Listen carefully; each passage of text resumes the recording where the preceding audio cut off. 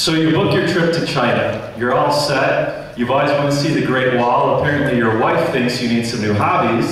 So it's time to learn Mandarin Chinese. And you look around for a class. And you find one. The teacher's great. She's very fluent in Chinese. She's speaking and writing and probably thinking in Chinese. You're being a good student. You're taking notes. You're writing down everything she's doing. And you think you're understanding the language pretty well. And it comes time for a test. So you're doing the test and you're kind of struggling a little bit because you're trying to remember what she did in class, but you're not really thinking in Chinese yourself. And you're mimicking and you're modeling and you get the results back.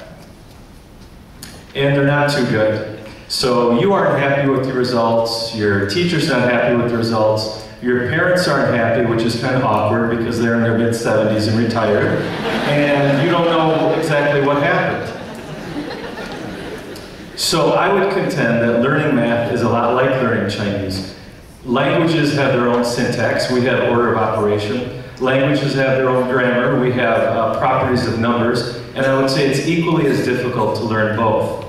So how are our students doing? Well, our students for 50 minutes watch us, someone who's very fluent in the language, speak it and write it and problem solve in it, and they're at their desk trying to get everything down that they can, and they're left to do things on their own. So I asked our foreign language department, well, how do our students learn languages really well? Well, if they need to read it, speak it, and write it continuously for 50 minutes, then eventually they'll start thinking in that language. So that's our challenge, to get our students to do all that. So then I started reflecting, well, do I have a mathematically conversational classroom? Are my students talking with each other about the math? Are they answering and asking each other questions, or are they just reflecting off of what I'm doing?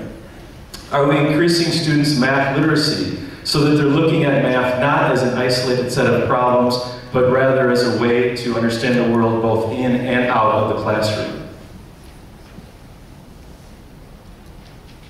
I remember a student came up to me at the end of a course and said, you know, thanks for the teaching, you gave really good notes. I didn't even have to open my math book even once to read it. So it's nice to get a grateful student, but definitely didn't help that student with their math literacy at all.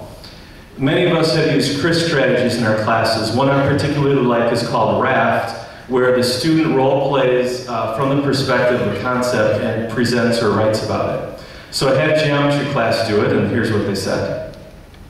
My Uncle Sid and I are like lines and rays. My Uncle Sid starts talking and goes on forever in both directions, whereas when I talk, I stay at a point and go on in one direction.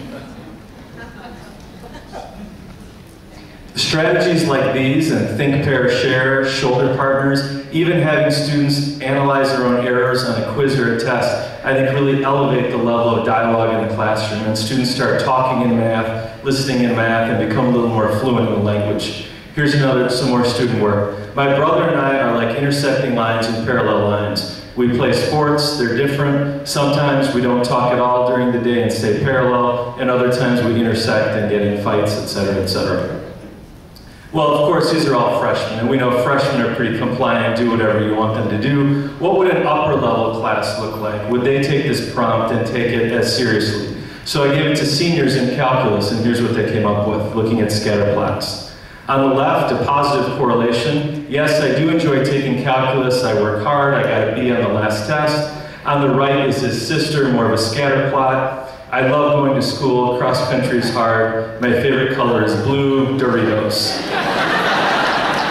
We want kids to get a little playful with the language and understand things that they ordinarily wouldn't. And I think if we give them opportunities like that, they will start to get more fluent in the language, and they will understand it not just as an isolated problem set. We all love, you've probably seen this, one of the Better Math Team t-shirts. My favorite math team t-shirt actually, I think, was Naperville North. There was a swim team t-shirt that said, if our swim team doesn't beat you, don't worry, our math team will.